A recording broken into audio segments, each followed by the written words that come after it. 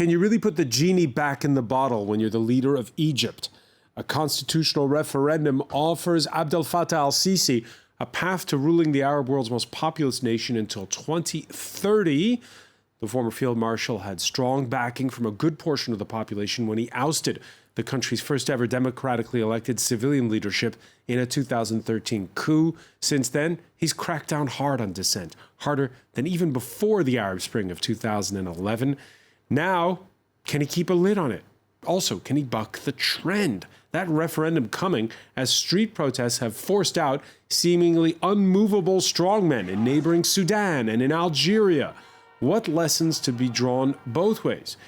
We'll see why Sisi's among those backing a nationalist general in Libya against an internationally recognized government, and why Sisi has turned his attention abroad, taking on the rotating presidency of the African Union.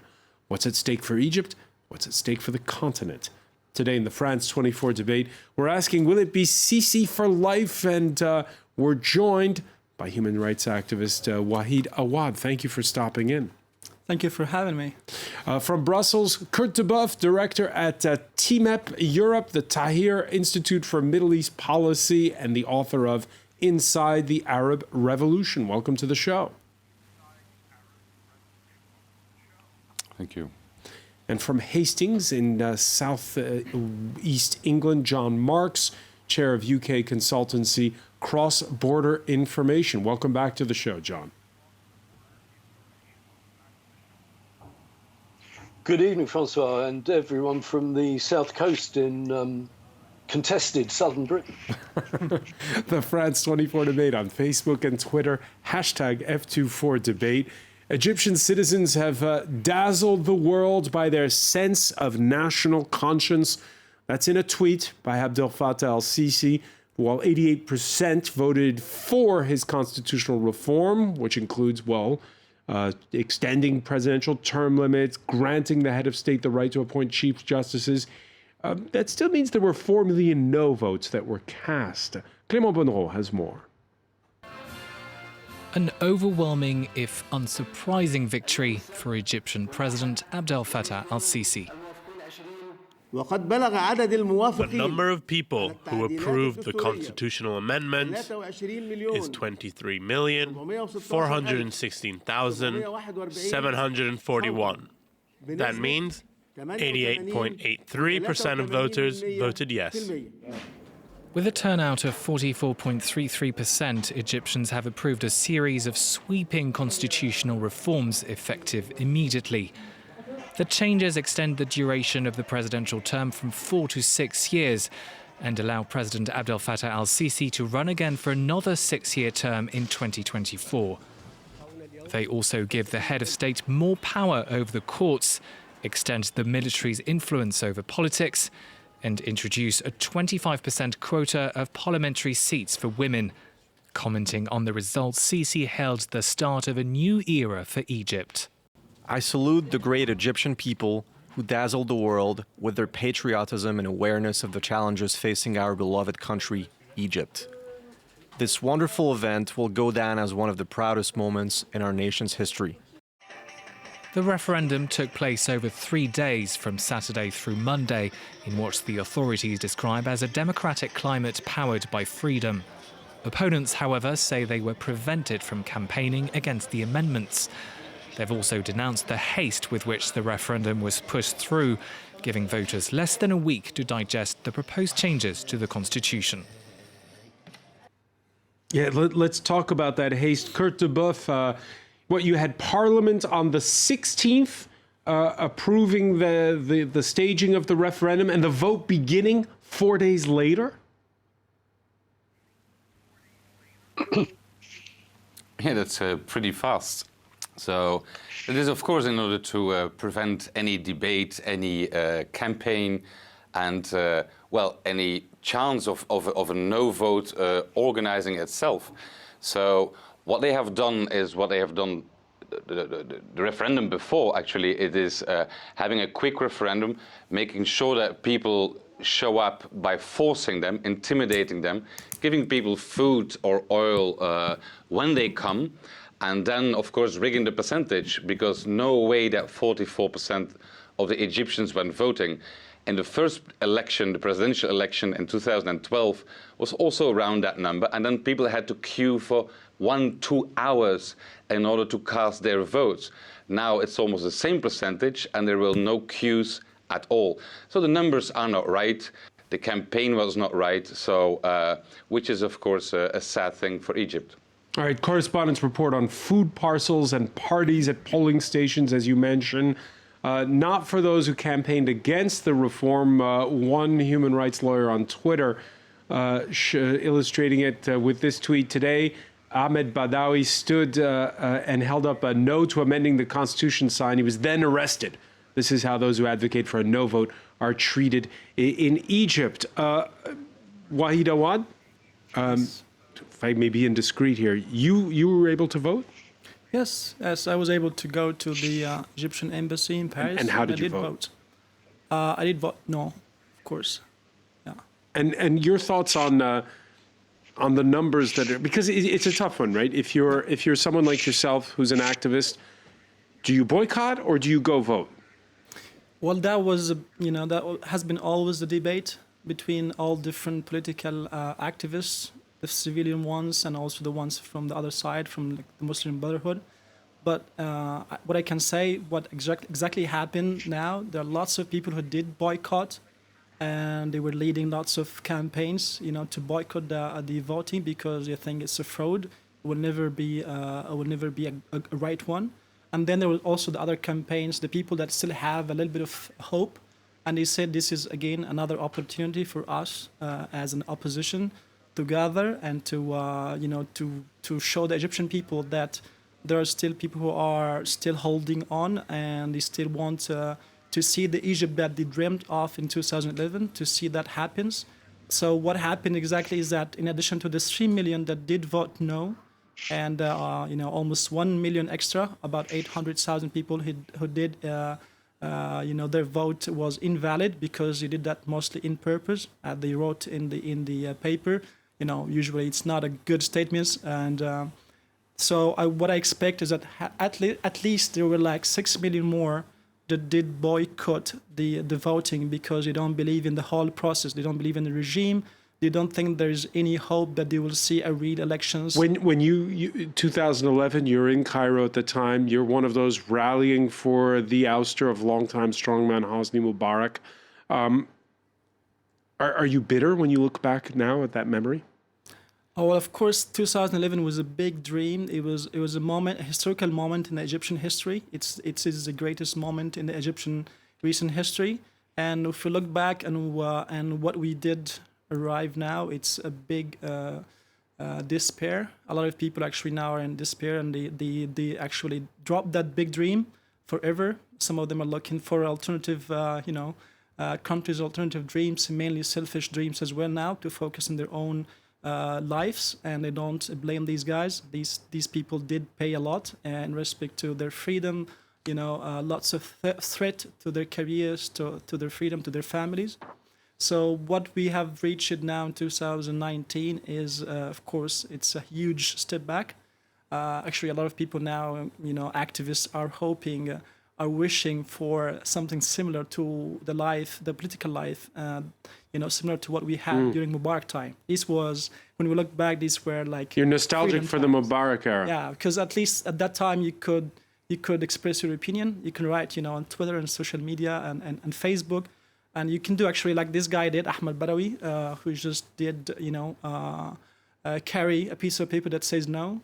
You could do that during Mubarak time. You could actually do protest during Mubarak time. Now, there is not a single person that can go to the street, and even a single person, which is not a protest by law, because a protest is usually more than 3 people. So, John Marks, your reaction when you hear Wahid Awad express nostalgia for the Mubarak era? Well, there were facets of the Mubarak era that were relatively positive if you looked at it from an elite economic point of view. And I certainly remember in 2011, 2012, what Wahid was talking about, that extreme release of positive energy over at the time of the Arab Spring. that is a positive energy that I think we could still look to. But I think what we're looking at is a wider change in which players like Abdel Fatah Sisi have been able to exploit, and we're seeing it everywhere. You French have a very nice word which is getting more and more play, which is démocrature, which is the mixing of democracy with dictatorship. And I think the referendum that we've just seen, as with the last election in Egypt, a perfect status of that. And clearly that in the period since 2012, generally across the region, but also worldwide, we've seen an actual shift in the way that that people are looking at things. You know, you don't have an American administration or the Europeans looking down their noses and really criticizing the sort of hyper-presidential systems that we've got coming through. There's much bigger awareness of deep states amongst people, but actually doing deals with that is possible. And I think what we're looking at also has been a rise in a general authoritarian feeling. It's fairly obvious looking at the countries, looking at the sort of relationships that international leaders are having. And that's all reflected in what we're rather tragically looking at here. Yeah, you mentioned those Western leaders, the French who've welcomed Sisi to Paris, a great president doing a great job. Those are the words of Donald Trump when he hosted Egypt's president to the White House two weeks ago. That's right. I mean, you asked previously the question. Well, you know, the extraordinary haste with which this referendum's been held, and even if the White House readouts don't specifically say it, there's plenty of people who believe that Trump, in his own way, gave a green light during Sisi's visit. It's interesting because the nature of what goes on behind closed doors with Trump and his meetings, but all the way along, look at Saudi Arabia and some of the ways that the bin Salman have acted. Look at other places. You do see that possibly people have been told, yeah, it's not a bad idea to do these things. It's a complete change from what we've seen before. Kurt Debuff, back in 2013, there was a sizable portion of the population that rejected the Muslim Brotherhood and went along, Egyptians who went along with Abdel Fattah al-Sisi. Today, what's the calculus inside of the country?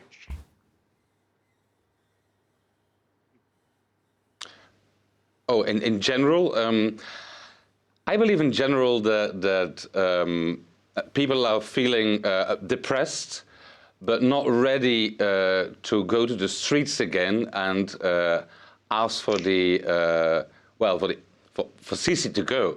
So that's not my feeling in Egypt. I mean, people rather would go out of Egypt. Lots of my friends have left Egypt, probably like Wahid. So the depression is pretty general. Also, of course, the economic situation is terrible.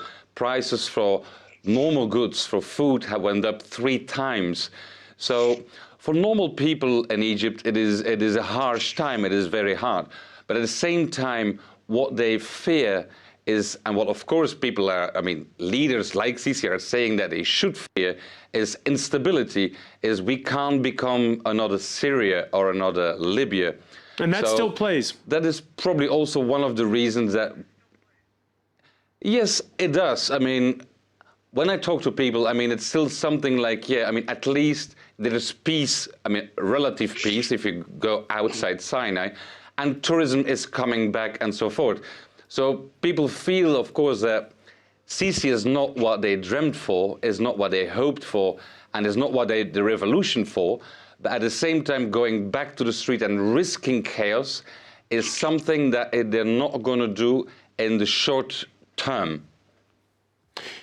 All right, and a lot of reactions on the hashtag F24 debate, including this one, with all the developments that have recently happened in Algeria to the west and Sudan to the south. How has al-Sisi managed to tweak the Egyptian constitution to get a free ride till 2030. We'll be putting it to our panel when we come back. Stay with us. You're watching the France 24 debate.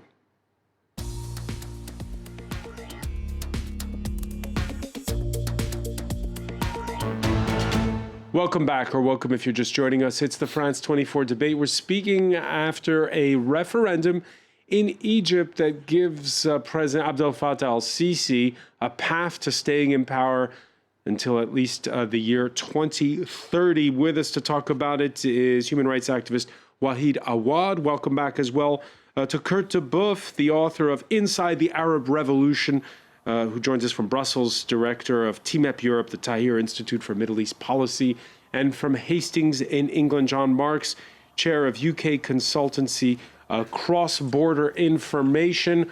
Cairo traffic could not keep him away. Ziad Aql, senior researcher at the Al-Aram Center for Political and Strategic Studies. Welcome to the show. Thank you. Cairo traffic is very tough to battle. Yeah, it is tough to battle, but you conquered it. What's your reaction to that referendum, to the result? Well, I believe, first of all, hello to all of you, to you and to all of your guests. I believe that this referendum did not reflect necessarily an actual political process. Everyone knew that the outcome will be a vast majority of agreeing on the result of the demonstration, of the referendum, and as well that it demonstrates the fact that how political forces have been away from the political scene in Egypt, meaning that there's a political vacuum that the state mainly is fulfilling at this moment.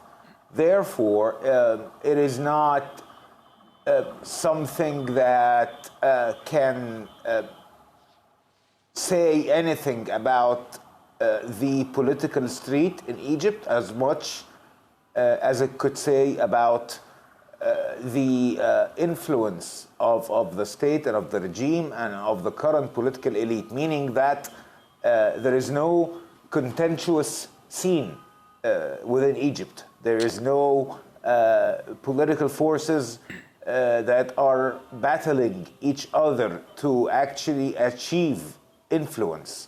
So within the ground rules that have been laid out by the current system.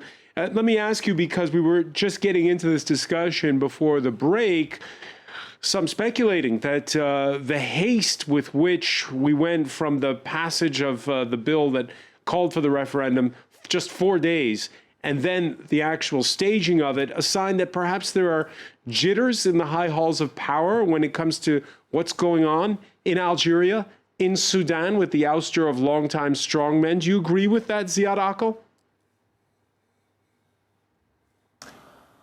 Not necessarily. I believe that every country from of the African countries that we're talking about is at a scene of conflict, and that every phase of this conflict is different in each country, meaning that you can never compare the scene that Egypt is in from outcome of revolution that it is facing right now, and from a regime that has been partially stable for the past years, with Algeria that is new political tensions, or Sudan, which is also witnessing new political tensions. So the comparison really does not stand. But however, each of these phases represent some of the very traditional phases within political sociology of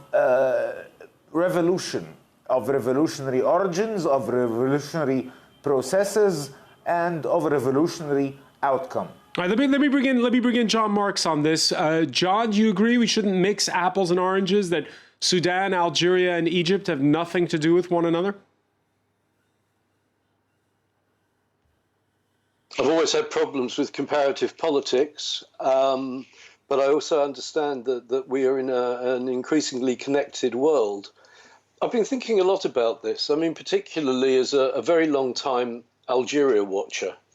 I saw the 88 riots through, I've been through the civil war and the Bouteflika years. And the question actually, the point that Wahid made before, I think, that, a lot of people were staying back because better a bit of stability than chaos was an argument in Algeria. But eventually it got too much for people. I think what we're looking at in Algeria and Sudan, and clearly Dr. Akel is absolutely right, of course, they are very different polities, is sort of, if we want Arab Spring phase 3, perhaps forget the word Arab Spring, what it strikes me as being very interesting, in both countries it's been studiedly peaceful. There have been new modes of organisation, I think the way that people have come out on the streets, the fact that women have been so active in both conflicts. It was fairly clear the Algerian military was going to not be enthusiastic about firing on so many crowds that included their mothers and sisters. So this is interesting, but actually to see in the denouement of these two situations that what is basically a deep state, very strong military structures of very different military security structures of very different sorts in Algeria and Sudan, having to work with what are relatively or very spontaneous organizations where they're actually having a real problem to grasp who the political forces are a new force. Now, Egypt, as we know, President Sisi does seem to feel very strongly in power. He's an extremely ruthless leader who has an awful lot of might on his side, but he's not a fool. He must be watching these things, as reflected by his meetings on Sudan over the last couple of days in Cairo. So it must be influencing the situation. But I suspect at the moment it's very different, because I can't see there being any opening at all to opposition in Egypt, because they will have seen that as soon as the opening to opposition comes and might is not seen to be right, then there are problems, as the Bouteflika regime and then the Bashir regime found in Sudan. Let's talk about those Tuesday meetings in Cairo. Egypt has taken over now the rotating presidency of the African Union from Rwanda. The Egyptian president, Abdel Fatah al-Sisi, hosting an emergency session to discuss Libya and Sudan. Sudan, where the African Union Secretariat originally applied its own rules, which is 15 days when you stage a coup to leave power. Now to Sisi wielding the gavel, and that has been extended from 15 days to 3 months. We agreed that there is an urgent need to address the current situation in Sudan based on a quick restoration of constitutional order through a democratic political process that will be led and conducted by the Sudanese people in order to achieve their hopes and aspirations. Kurt de Boeuf, there was an exchange of letters before that meeting with the current head of the junta in Sudan, in which a statement, the Egyptians, quote, expressed their readiness to provide all means of support to Sudan. How do you think that's being interpreted in Khartoum?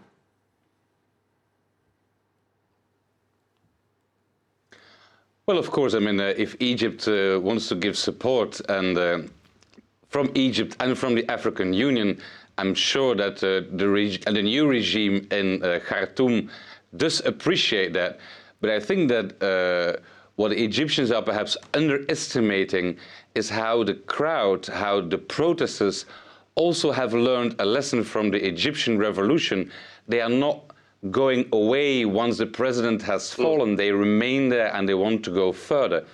And I truly believe that, to come back to an earlier point in the discussion, is that they are afraid. Sisi is afraid. I mean, and perhaps if I said that if you walk into the streets of Cairo, that people do not tend to go and ask for another revolution, the leadership is fearful. They think that it's going to get to their country, just like in 2011, Egypt and Syria and all the other countries said, this is Tunisia, it's not going to happen, us, we are different. So now we see the same discourse publicly, but internally, of course they are afraid. They are very afraid that this is going to come to Egypt and to other countries as well. But how does it manifest itself? One of the reasons, in my opinion, because you heard Ziad Aqil express it. They're just not much of an opposition right now. How does this internal fear, as you see it, manifest itself? Every single voice of critique, like the no that you have shown on TV, the one guy who showed a no and who was arrested, if you are afraid of just individuals having another opinion, even an actress saying that the water of the Nile is dirty, and she has seen now, she's been asked to go to court for a court case. So if every single element of critique, you see this as dangerous, that means that you don't see your own position as secure. It means you are afraid as a leader. That's why he's so hasty with this referendum, with the calling of the referendum, and why he's doing the presidency of the African Union, saying to Khartoum, okay, be quiet, you need stability, while the African Union has a tradition of saying no to military coups. So now that is changing under the pressure of Egypt. So it all falls into a big fear of the current leaders in the Arab world who are very much afraid of new revolutions. Waheed Awad, just to go wind back the clock a minute here. In 2013,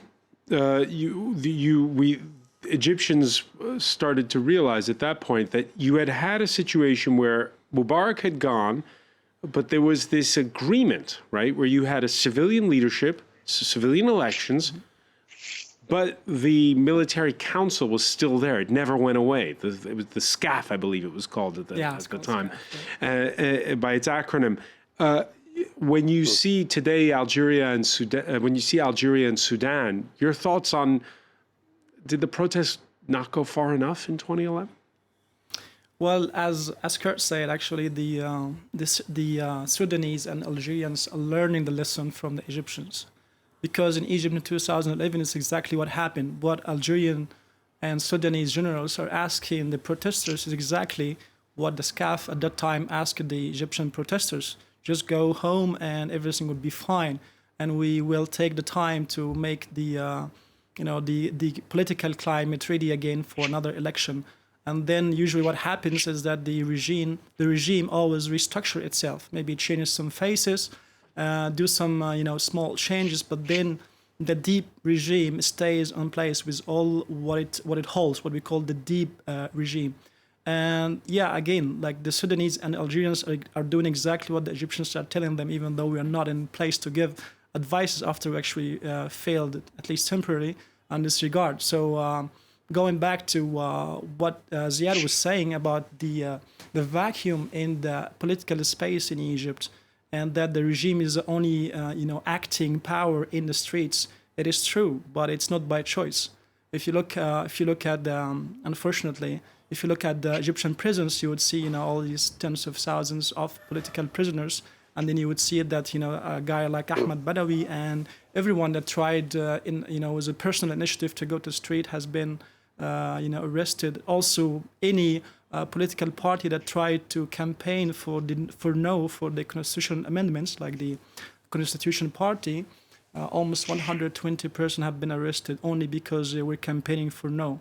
And then in the end, of course, there's no competition. But then I would ask the question: if the Sisi regime is very confident about its popularity, 88%, with about 33 million people said yes, okay, let's believe that for a second, even though we highly doubt any of these numbers.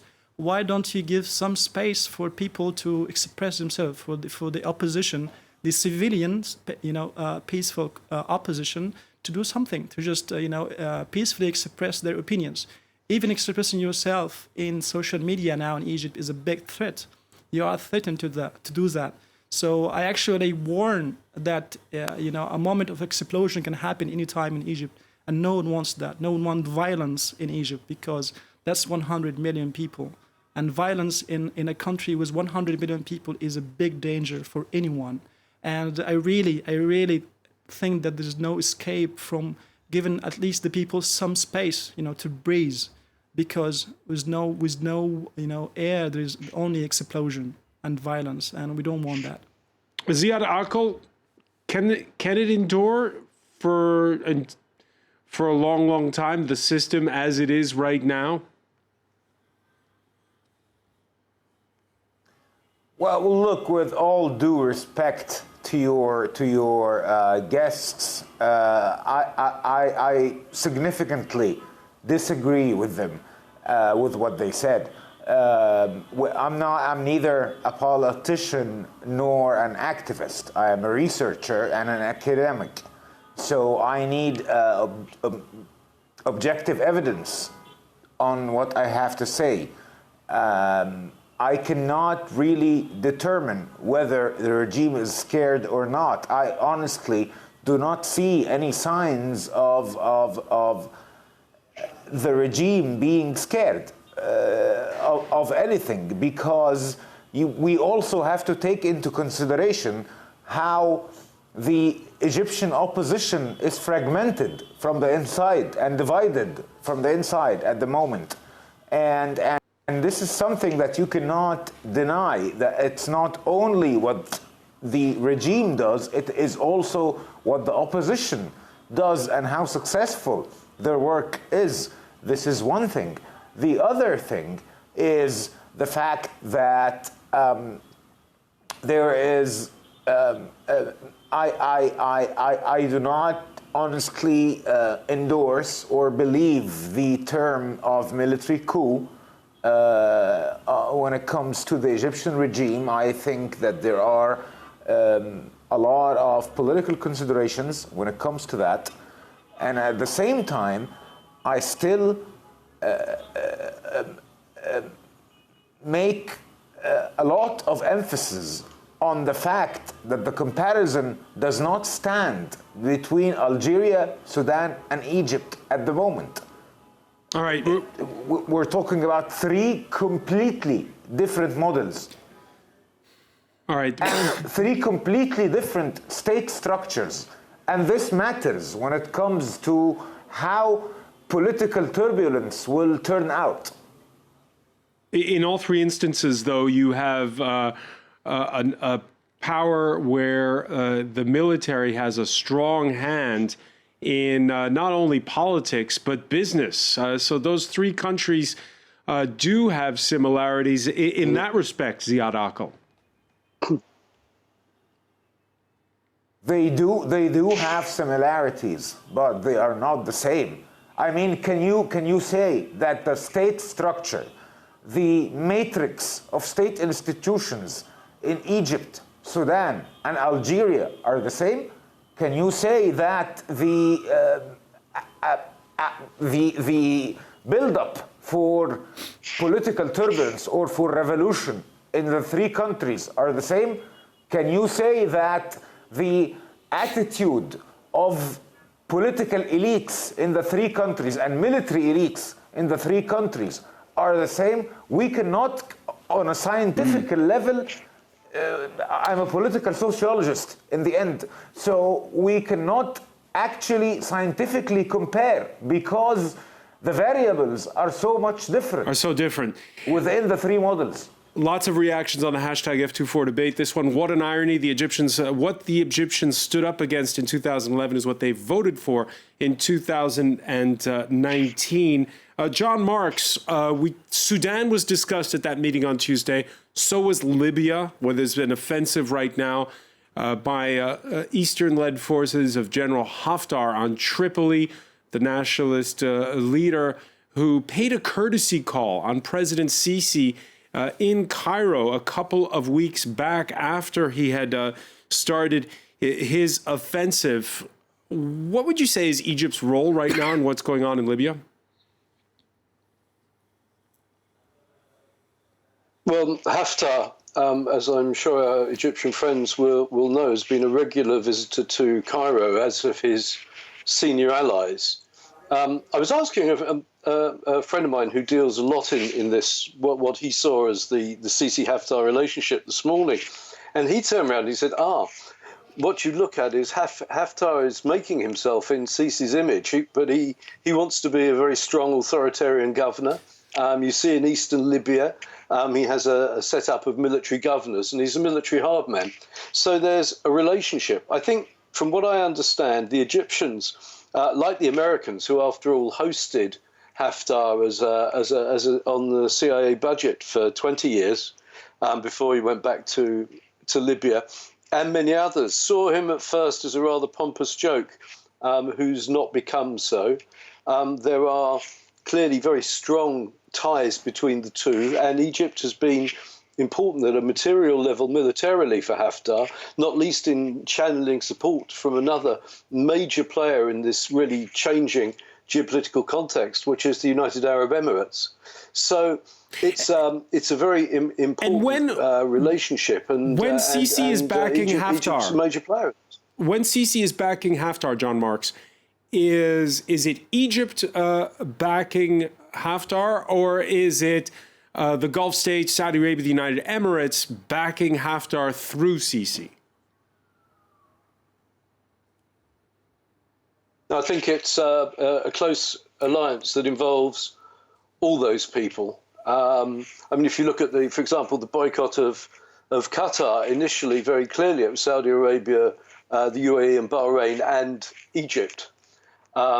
Together, there's a relationship there, but also clearly, and our Egyptian participants can certainly, I'm sure, give chapter and verse on this better than myself. But it always has been in Egypt's national interest, very strong national interest, for there to be a perceived stability on its western flank, and that in recent years has reflected itself in increasing support for Haftar. But no, certainly as far as Egypt's concerned, it has extraordinarily genuine reasons to want to see stability and to have its own policy, and that's reflected in Haftar. What's interesting is the Egyptians have been there, like many other people, from the Russians, it now appears President Trump, people in London may even say the French, have become more and more persuaded that perhaps Haftar is at least part of the solution. Another question from where we are today, but certainly he's an important player in the Egyptian constellation. Kurt de Boeuf, more broadly, this brings us back to what you were saying earlier about Sisi's continental ambitions, taking over the rotating presidency of the African Union, visiting places like Ivory Coast recently. Your thoughts on that?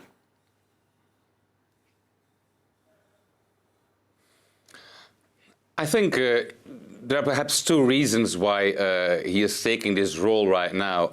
I mean, it's very clear from already some years that Sisi is looking for legitimacy. So he wants to be seen as a leader, as a legitimate leader. And that's why he's asking so much for the endorsement, for example, from Trump or from Merkel or from Macron. Now he is in Africa and hoping that from this stage his legitimacy as a president of Egypt is going to be grounded. Secondly, I think what I referred to earlier is that, of course, what the African Union has been trying to do, I mean, actually since its existence, is promoting democracy throughout the continent and being against military coups. So what the message that is now given by the African Union towards the Sudanese is one of, watch out, we have to be stable, okay, go to civilian government, but so it is a very careful, much more careful than it was before.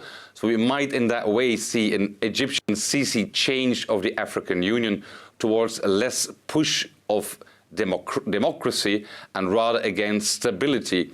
And stability, to come back to the former issue, is exactly the word that is being called from Saudi Arabia, the Emirates, Bahrain, and of course Algeria until shortly, and that's what they're trying to push also in Libya. So it is this anti-Muslim Brotherhood line that is trying to get its hold over at least the northern part of the African region, but maybe also more going south, because Chad is of course also for Egypt important. They do not want the dictatorship to go there, and so forth and so forth.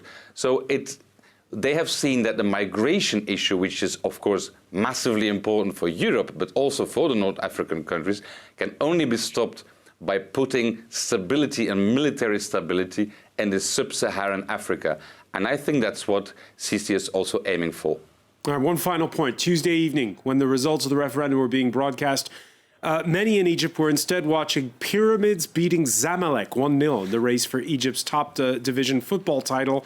Egypt, which come the month of June, will be hosting the African Nations Cup, the competition taken away from Cameroon. Will it just be football, Wahid Ahmad, or will there be politics at the African Nations Cup, do you think, as well? Well, hopefully only football. Hopefully only football? Because politics, when it interferes in sport, it doesn't make it fun as it should be. All right. Well, we wish the Pharaohs well at the African Yeah, of course. Yeah, when it comes to football, all Egyptians are united. All right. I mean, only the national team, of course. But Zamalek and Ahli now are never in agreement. That's a debate for another time. I want to thank you. I want to thank as well Ziad Akil for joining us from Cairo, John Marks in Hastings, Kurt de Buff in Brussels. And thank you for being with us here in the France 24 debate.